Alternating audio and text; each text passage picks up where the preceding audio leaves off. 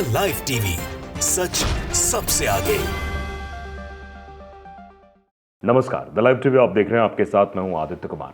राजस्थान में इलेक्शन हो चुका है और अब सबको नतीजों का इंतजार है, लेकिन नतीजों के पहले जो कुछ भी दिखाई सुनाई दे रहा है वो बेहद चौंकाने वाला है, क्योंकि राजस्थान में रिवाज चलता आ रहा है। पिछले 25 सालों का रिवाज, सत्ता परिवर्तन का रिवाज कि 5 साल अगर कांग्रेस है तो आने वाले 5 साल में बीजेपी आएगी।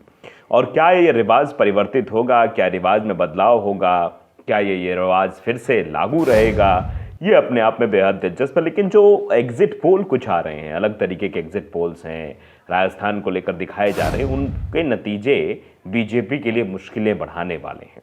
हमारे पास एक एग्जिट पोल है, फिलहाल एग्जिट पोल तो 30 के बाद आएंगे, लेकिन कुछ एग्जिट पोल अभी इधर उधर सोशल मीडिया पर घूम रहे हैं, उनके माध्यम से हम आपको खबर बता रहे हैं।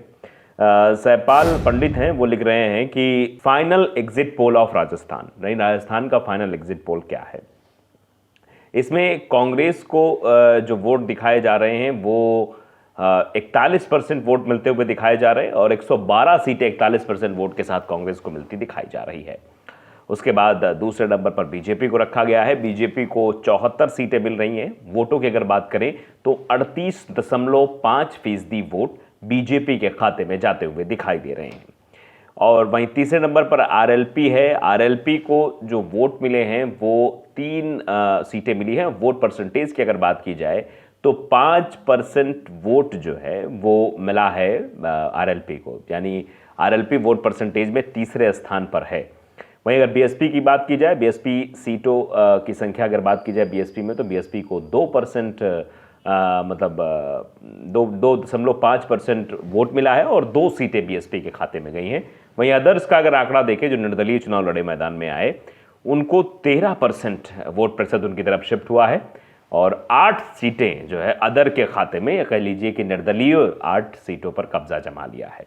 तो ये जो है ये एग्जिट पोल है। अब ये कितना एग्जैक्ट है ये फिलहाल वक्त बताएगा, लेकिन अभी ये सर्कुलेट कर रहा है। इसको लेकर जोर शोर से चर्चा हो रही है कि देखिए राजस्थान के एग्जिट पोल सामने आ गए हैं और राजस्थान में बहुत कुछ जो है बदलने वाला दिखाई दे रहा है। मतलब एक तो रिवाज बदलेगा, दूसरा फिर से अशोक गहलोत मुख्यमंत्री बनेंगे, क्योंकि राजस्थान में पहले से ही ये लगाया जा रहा था कि भारतीय जनता पार्टी के अंदर गुटबाजी बहुत है। शायद उस गुटबाजी का नुकसान भारतीय जनता पार्टी को उठाना पड़ सकता है। अब देखिए राजस्थान तक में भी एग्जिट पोल आया है। एग्जिट पोल किस ओर इशारा कर रहा है, इसमें सट्टा बाजार को भी रखा गया है, एग्जिट पोल को भी रखा गया है। राजस्थान में शनिवार को वोटिंग प्रक्रिया पूरी हो गई। अब सभी की नजरें 3 दिसंबर पर आने वाले नतीजों को लेकर हैं, लेकिन उससे पहले सभी एग्जिट पोल का इंतजार कर रहे हैं। प्रदेश में चुनाव के दिन कई झड़पों की खबरें भी सामने आई थी, लेकिन बिना बड़ी परेशानी के प्रदेश का चुनाव फिलहाल निपट गया। शनिवार को जोधपुर के सूरसागर विधानसभा क्षेत्र में रात करीब 10 बजे वोटिंग हुई। इस बार प्रदेश में 74.62% वोटिंग हुई। हालांकि चुनाव आयोग ने फाइनल डेटा अभी शेयर नहीं किया है। अब सभी की नजर एग्जिट पोल पर है। 30 नवंबर से प्रदेश में एग्जिट पोल भी आने शुरू हो जाएंगे। दरअसल निर्वाचन आयोग ने राजस्थान एवं अन्य चुनावी राज्यों में वोटिंग से 48 घंटे पहले ओपिनियन पोल या अन्य पोल सर्वे के प्रसारण पर रोक के आदेश जारी किए थे। इससे 7 नवंबर 2023 को सुबह 7 बजे से 30 नवंबर 2023 को शाम 6:30 बजे तक किसी भी प्रकार के एग्जिट पोल को नहीं दिखाया जाएगा। यह सीधे सीधे चुनाव आयोग की गाइडलाइन में था। वहीं प्रदेश में फलोदी सट्टा बाजार हो या चुनाव से पहले आए ओपिनियन पोल, सभी में इस बार बीजेपी की सरकार बनती हुई दिखाई दी है। अब देखना होगा कि ओपिनियन पोल और एग्जिट पोल के आंकड़ों में कितना बदलाव होता है। उसके बाद 3 दिसंबर को पता चलेगा कि सर्वे कितना सटीक है।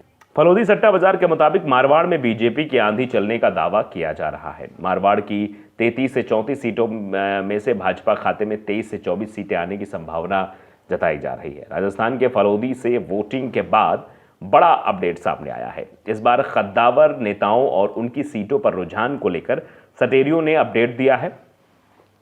सट्टा बाजार के ताजा अपडेट के मुताबिक मुख्यमंत्री अशोक गहलोत, विधानसभा अध्यक्ष सीपी जोशी, सचिन पायलट, सांसद राज्यवर्धन सिंह राठौर, दिया कुमारी, सतीश बुनिया की सीटों पर रुझान इनके पक्ष में ही हैं। मतलब ये लोग चुनाव जीत रहे हैं। सट्टा बाजार राजस्थान के कैबिनेट मंत्री बीटी कल्ला समेत करीब 1 दर्जन ज्यादा मंत्रियों की हालत उनकी सीटों पर कमजोर बता रहा है। वहीं मारवाड़ में बीजेपी की आंधी चलने का दावा किया जा रहा है। मारवाड़ की 33 से 34 सीटों में भाजपा के खाते में 23 से 24 सीटें आने की संभावना सट्टा बाजार की तरफ से जताई जा रही है। राजे और गहलोत के बीच बच सकता है सियासी समीकरण। सट्टा बाजार के मुताबिक यदि पूर्व मुख्यमंत्री वसुंधरा राजे को प्रधानमंत्री मोदी ने इस बार के चुनाव में मुख्यमंत्री के रूप में प्रोजेक्ट नहीं किया तो वे कांग्रेस से मिलकर उनकी सरकार भी बना सकती है। हालांकि संभावना उतनी प्रबल नहीं है, लेकिन ये फिलहाल संभावना जताई जा रही है। और इस संभावना के इतर ये देखा जा रहा है कि राजस्थान में बड़ा उलटफेर भी हो सकता है। अगर बाई चांस कांग्रेस की सरकार बनती हुई नहीं दिखाई देती तो आप जानते हैं कि राजस्थान में सबसे बड़ा लोकप्रिय चेहरा भारतीय जनता पार्टी के पास कोई है तो वसुंधरा राजे सिंधिया है। कर्नाटक के आप अगर हाल देखें, कर्नाटक जो एग्जिट पोल अभी वो दिखाई दे रहा था सोशल मीडिया वाला, वो इस ओर इशारा कर रहा है, क्योंकि आप कर्नाटक के चुनाव को देखिए। कर्नाटक में क्या हुआ, बीएस येदियुरप्पा को साइडलाइन किया गया, उसका नतीजा भारतीय जनता पार्टी को हार के रूप में मिला। हिमाचल प्रदेश में भी भारतीय जनता पार्टी अपने वरिष्ठ नेताओं को साइडलाइन किया, वहां भी उसको उसका खामियाजा भुगतना पड़ा। बगावत की वजह से बड़ी हार हिमाचल प्रदेश में भी बीजेपी को देखने को मिली। उसके बाद आप देखिए यही हाल शायद इनको मध्य प्रदेश में भी लग रहा था। पहले ये शिवराज सिंह चौहान का नाम नहीं ले रहे थे मोदी जी, शिवराज सिंह चौहान के कामों को नहीं गिना रहे थे। बाद में इनको समझ में आ गया कि मामला हाथ से पूरी तरीके से निकल गया है। वैसे निकला ही है, उस समय भी शायद इनको लगा कि मामला तो हम अपने हाथ में ले सकते हैं, अगर हम अपने नाम से अपने काम से वोट मांगना शुरू करेंगे तो जीत जाएंगे। लेकिन मोदी जी को बाद में आभास हुआ कि शिवराज का नाम लेना पड़ेगा, वरना कर्नाटक जैसी स्थिति हो जाएगी। लेकिन राजस्थान की जो स्थिति है, राजस्थान की स्थिति अगर वसुंधरा राजे सिंधिया ने पुरजोर तरीके से भारतीय जनता पार्टी का अंदर अंदर खाने में विरोध कर दिया होगा तो बहुत बुरी हार भारतीय जनता पार्टी के राजस्थान में होने वाली है, जिसका अंदाजा भी शायद राजस्थान बीजेपी ने नहीं किया होगा, बड़े बड़े आला कमान ने भी नहीं किया होगा। अब ये क्योंकि सट्टा बाजार में भी हो रहा है कि बागी कई योग खेल बिगाड़ देंगे। सट्टा बाजार के मुताबिक इस बार बागी बड़ी संख्या में जीत कर आ रहे हैं, वे दोनों पार्टियों खेल बिगाड़ रहे हैं। खासकर बाड़मेर की जो शिव विधानसभा क्षेत्र से भाजपा के बागी रविंद्र सिंह भाटी जीतकर दोनों प्रमुख पार्टियों का खेल बिगाड़ सकते हैं। आप समझ सकते हैं कि भारतीय जनता पार्टी के ज़्यादा बागी हैं जो ताकतवर भी हैं और जिनके इस तरीके से मैदान में आने की वजह से बड़ी हार का सामना जो है भारतीय जनता पार्टी को करना पड़ सकता है। फिलहाल एग्जिट पोल के नतीजे अभी सामने आए नहीं हैं।